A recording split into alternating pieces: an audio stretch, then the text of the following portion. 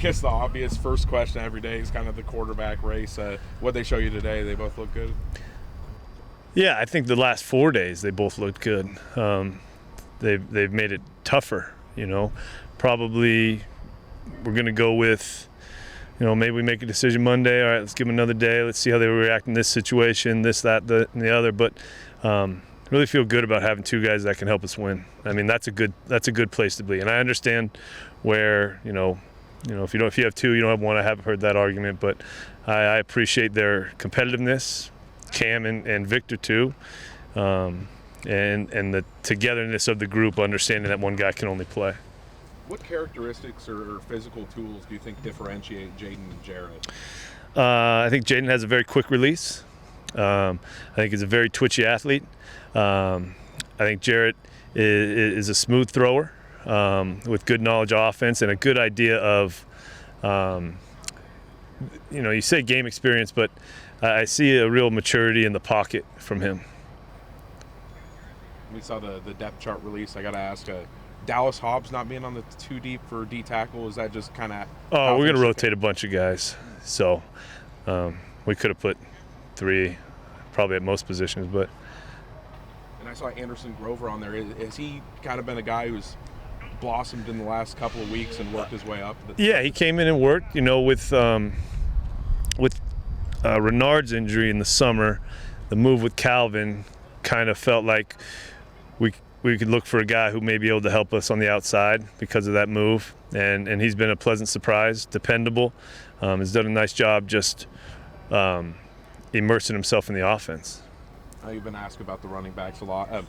How much will that competition for reps between the two guys behind Max be sorted out a little bit come game day? Or is that on game day? I mean, is that something? I think they all got to prepare to have reps. I think that, and it's not like one guy only does one thing in the offense and one guy that's a nice place to be. They're all complete backs, and I'll have a little different style, which is his running style, but where they fit and what they can do with the offense is pretty encompassing, I think. Coach, I apologize if you already answered this, but when you do decide your starting quarterback, are you going to put out an announcement, or is that just something we're going to find out Saturday? You may find out Saturday. We've gone this long. I'm not sure it's worth putting it out there as far as strategy, but I will let the guys know before anybody else gets to know. I think that's just a respect thing of the work they put in, and I think they deserve, that type of, treatment with the work they put in. I asked the other day about kind of if you had anyone banged up, and you said for the most part you guys would be healthy. Is there anyone that you specifically you're not sure about, or should you guys be pretty much good to go for Saturday? No, I feel good, but I'm not going to talk about injuries unless it's a big one that we'll see. I'm not going to discuss that this close to a game. Anybody else maybe besides Anderson that last couple of weeks has been kind of a late bloomer and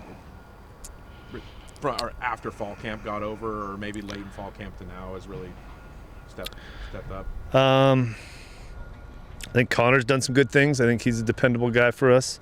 Maake probably is one we haven't talked about as far as his versatility and his improvement over a year. I think he's got some confidence that he can play at this level, which is a good thing.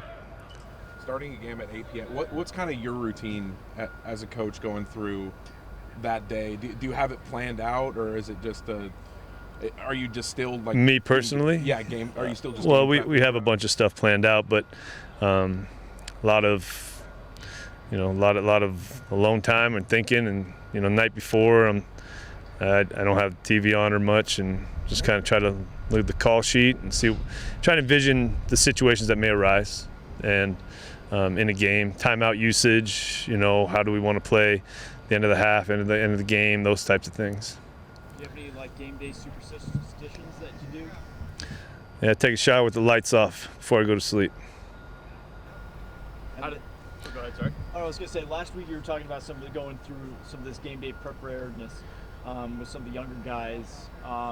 Are you worried at all, because this is going to be the first time in 1 or 2 years since high school that they're going to see a full stadium, that maybe they come out of the gates with too much energy and might see a little mistakes in the first quarter? I mean, I guess that could always happen. I think the leaders of this team have really accepted and brought the young guys along. I don't think the stage. I think they're really focused on the right thing. I don't know that will happen, but if it does, we'll adjust on game day and see if whether it's myself, the coaches, or some of the leaders of the team can kind of zero people back in on the mission at hand. You mentioned the shower with the lights off as kind of one of your pregame things, or pre-game day things. Where did that kind of come up, or is that something you've always done? I've been doing that since junior college. I was, really encouraged to visualize good things happening, and I think it's worked for me, and so I keep doing it. So. You mean from your playing days is when it started? Yeah. That might have started when I played at Hawaii, to be honest with you, but it was effective. June Jones was very big on visualization, positive, seeing things happen before they happen, and I just think it mentally prepares you for when things happen on game day that are spontaneous.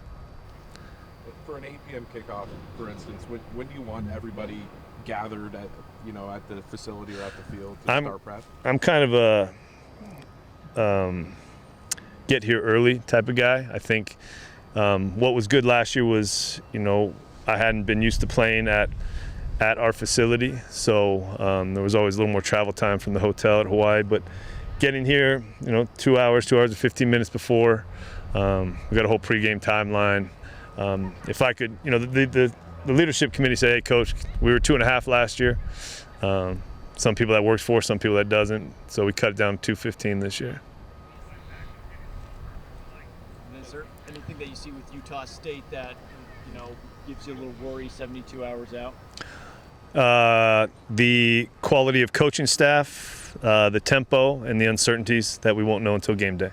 That's special teams too. I think I think they can cause problems on special teams. Yeah, they have one of the best returners, kickoff returners in the nation, NCAA history. Yeah. Have you had to work with your team, special teams, to adjust for that? Well, you make them aware of that. Hopefully the scheme and doing their jobs, what they're asked to do, can handle that. But there's no doubt he's a dynamic player with the ball in his hand.